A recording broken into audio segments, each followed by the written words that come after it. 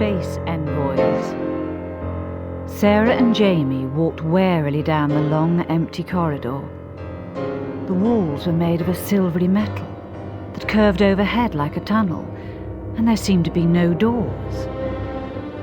A faint hum of machinery filled the air, but there was no sign of where it was coming from.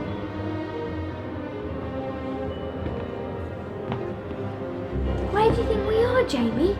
I haven't a clue. Maybe those little white panels in the wall might be switches. Do you think? I'll try pressing one. No! Jamie, better not. Too late. I have. Now look what you've done. A whole section of the wall's vanished. Did I do that? Sorry. Look, there's a room down there full of the weirdest looking people. A whole family of them. You're right. They do look odd. Odd's not the word. They're out of this world. Out of our world. But maybe we're in theirs, on another planet. Take a look at their faces. They're glowing, like they've got light bulbs inside their heads. Or something. Their hair's all long and silvery. And what are those huge silver things on chains round their necks? I don't think I like the look of this much. Let's go! Good idea.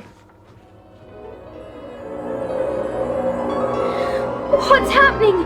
I'm tingling all over. I can't move. Neither can I, and everything's going black. Help!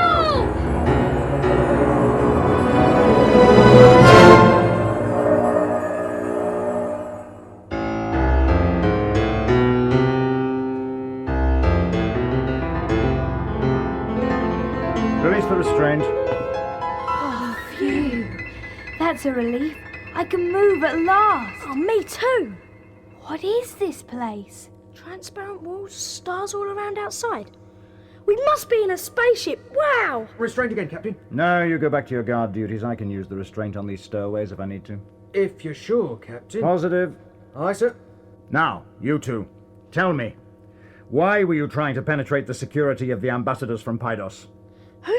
What? We didn't know. That is, we don't know who we are. He means we don't know where we are. Terrorists! Planning to sabotage my mission? I insist you throw them in the pen at once, Captain!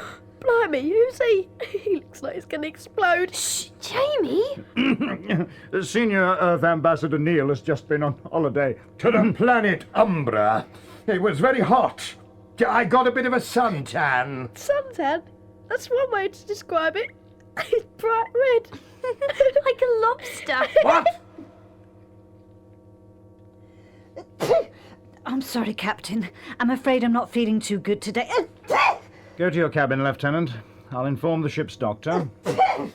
For all the good that'll do. That's half the crew down with this disease, Captain.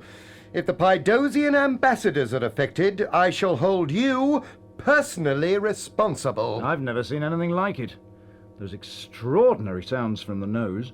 Body temperature raised. Mysterious pains in the limbs. Sounds like flu. Flu? What is flu? Oh, you know, flu.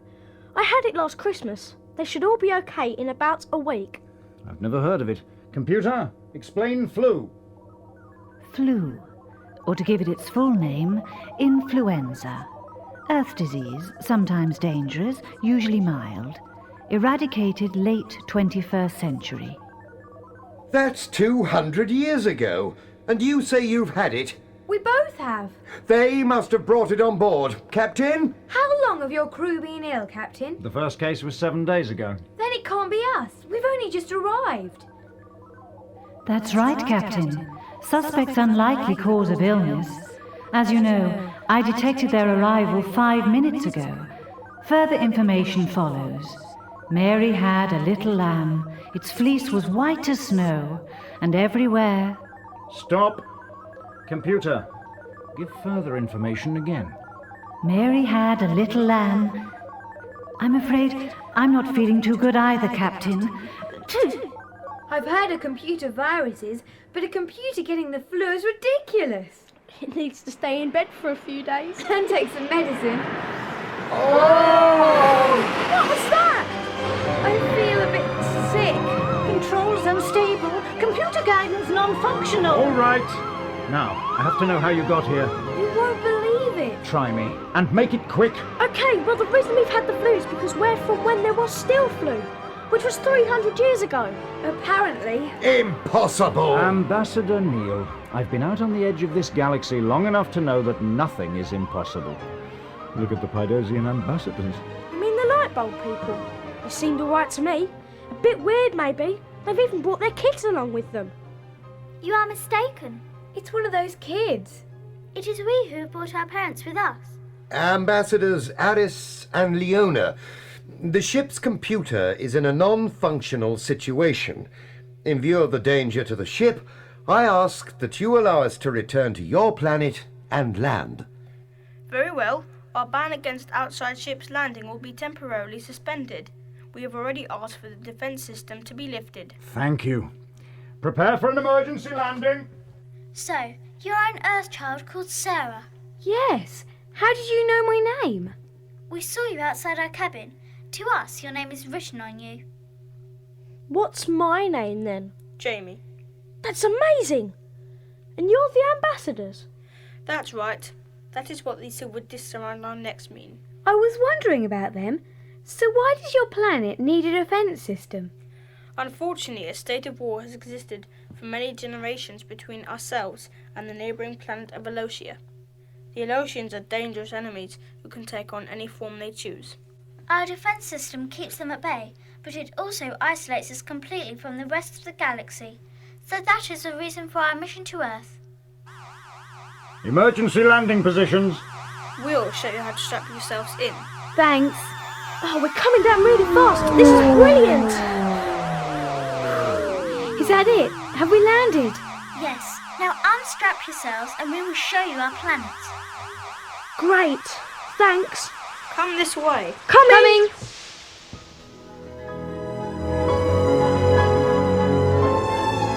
Welcome to Pydos. The sky's a strange colour. More like lots of colours. Like a rainbow, only all over. And your grass is blue. Nothing strange about that. Except for where we come from, grass is green. So are our plants. Yours definitely look a bit odd. What's that damn thing? That? Oh, that's just a fun fair. A fun fair? Fantastic. Let's go. Why would you want to go to a fun fair? I love fun fairs. Don't you? Certainly not. Oh look, they're all adults on the ride. And playing the machines. Of course they are. Here on Pydos we develop early. We are at our peak intellectually as children, and as we grow up we decline. So it is the children who govern, and the adults spend their time playing.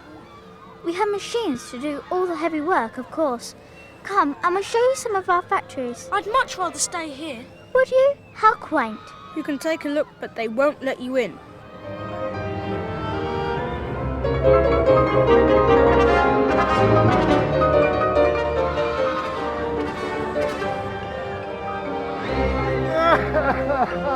What's wrong with him? Sounds like a toddler whose mum won't buy him a packet of sweets. Wait a minute. I am receiving instructions through my earpiece. We are needed at the computer dome. What's that?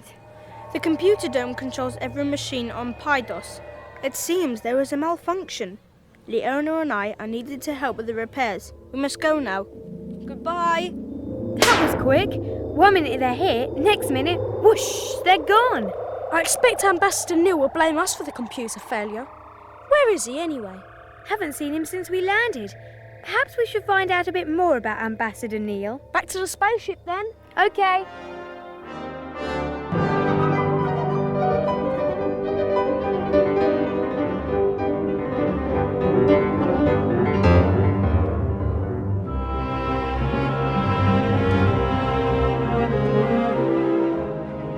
Oh, Captain, there you are.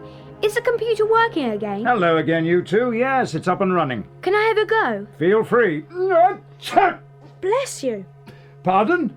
It's just something we Earth people say when someone sneezes. Really? How curious. Never mind that now. I've got to ask the computer something. Computer, can we see a picture of Ambassador Neil, please? Here you are, Sarah. Computer even remembered your name. Look, that's him on the screen. Looks just like him. Yes, except the face isn't red. That was just a suntan. He told us, remember? Computer, please check weather conditions on the planet Umbra.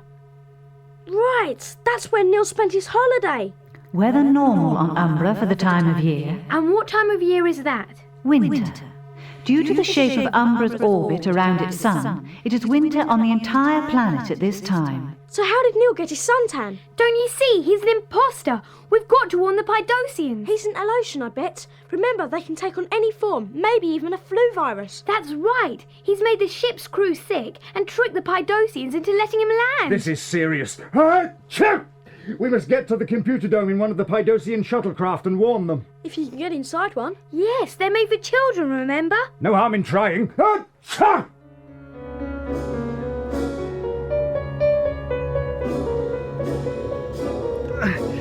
Oh, it's no good, you're right. I'm far too big for this craft. Achoo! Captain, you'd better go to bed. Sarah and I will warn the Pydosians. But you can't fly this thing. Neither can you in that state. Here, have a tissue. There's one in my pocket. Oh, very well. I do feel a little unwell. Right, let's get into this thing then. Okay. There's just one problem. The captain was right. We don't know how to fly this thing. How are we going to get to the computer dome? Destination Computer Dome. 1 minute's journey time. Fasten your seatbelts. Looks like this thing flies itself. Fantastic! This is brilliant! I wish we had one of these back at home. Wouldn't it be great if all journeys could be this quick? Prepare to land very soon.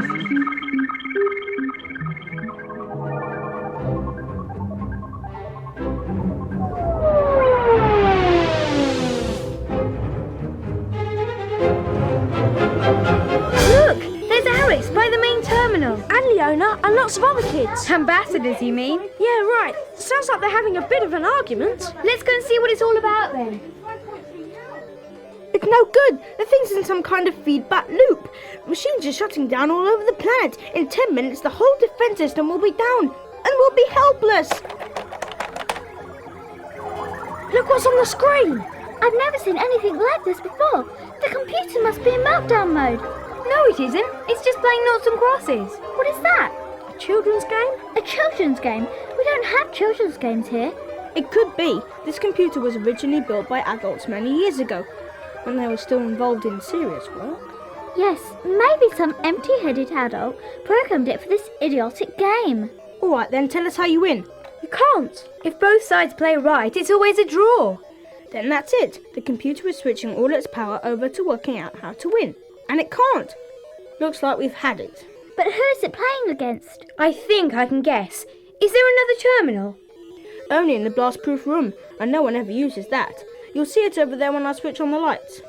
I knew it! It's old red-faced Neil sitting at the terminal. He's an Elosian. You've got to get him out of there. There's no way we can get to him. That room is impregnable. Can you get into the program? Well, we can try. We're into this ridiculous program, but where does that get us? Oh, I certainly don't know how to play noughts and crosses. No, but I do. How do I work this thing? It's quite simple, I'll show you. Thanks. Here goes then. Ah, a draw! Neil's going even redder in the face if that's possible. Another draw! Reckon he's shouting rude words at you. Good job we can't hear what he's saying. Ah, draw again. He looks just like a goldfish. A very red goldfish. And again. How many draws is that? I'd look out if I were you. He's getting really angry. Oh, you're right. His body's swelling up and he's turning into a ball of light. This time I think he really is going to explode. Leona, give me that silver disc you wear around your neck. Here you are. What's he going to do with it? Reflect the light up to the roof so it can't get us. That was close. Neil has gone. Well done, Sarah. He can't come back. The defense system lets things out, but nothing can get in. I thought I helped a bit too. Oh, but that game was really a bit adultish, wasn't it? She means childish. Well, I thought it was rather quaint. What's so funny? Nothing.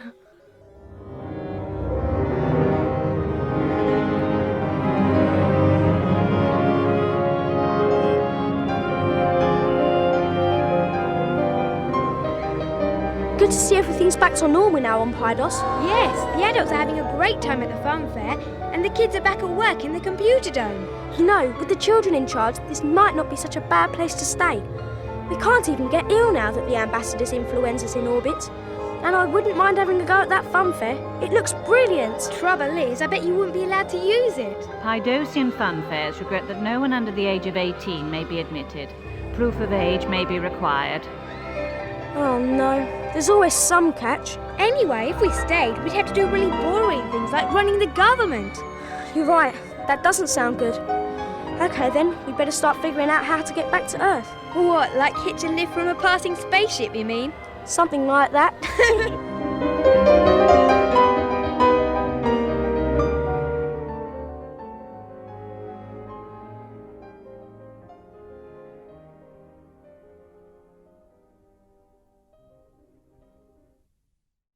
The music in Space Envoys is taken from Rachmaninoff's Second Piano Concerto. In the first movement, the strings and clarinet play a broad and powerful melody.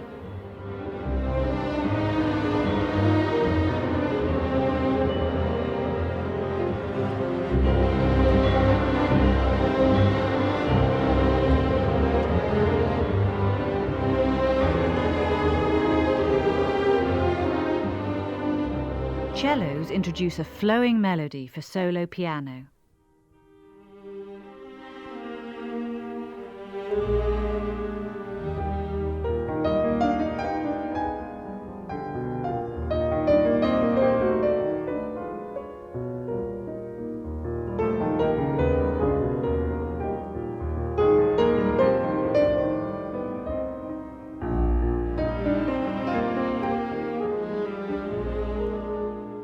We hear the opening theme again, this time played like a march.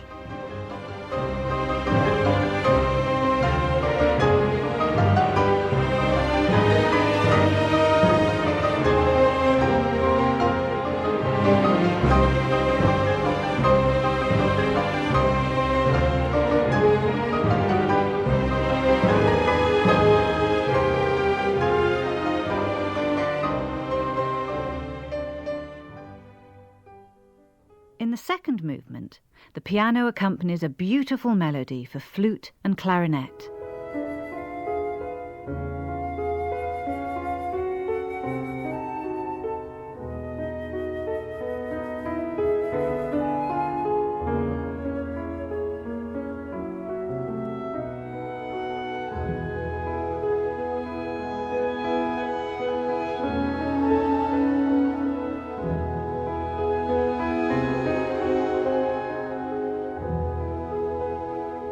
Then the piano repeats the melody, with both hands playing the same tune together in octaves, which brings out the tone of the instrument.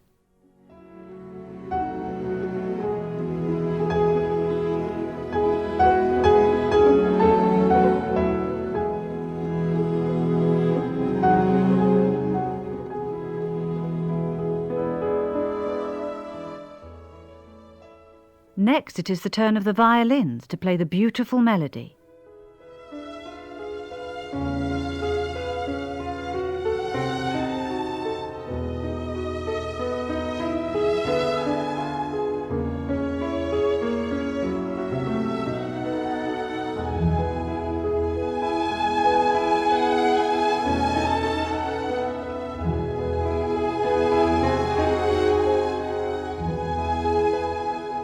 In the final movement, a fiery solo piano passage called a cadenza introduces the first theme.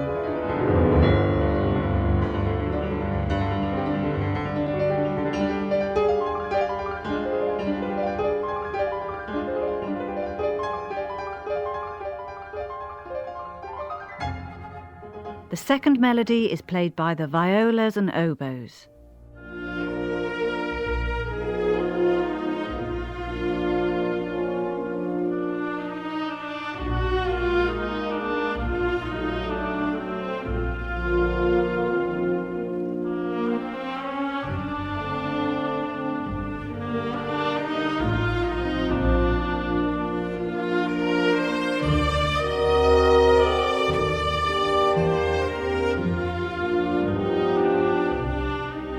orchestra and piano share the music like a duet.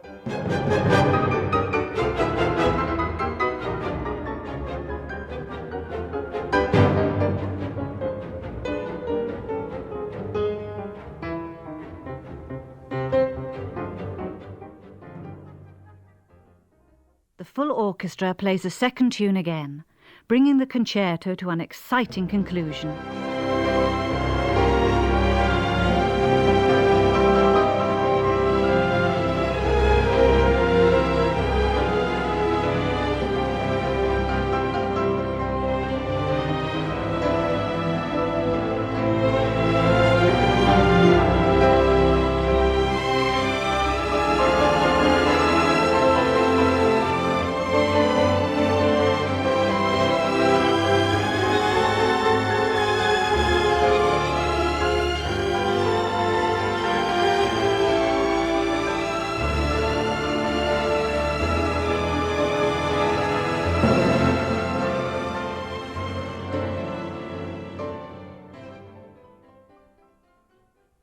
These are just some of the highlights of Piano Concerto No. 2 by Rachmaninoff. You're bound to discover more every time you listen.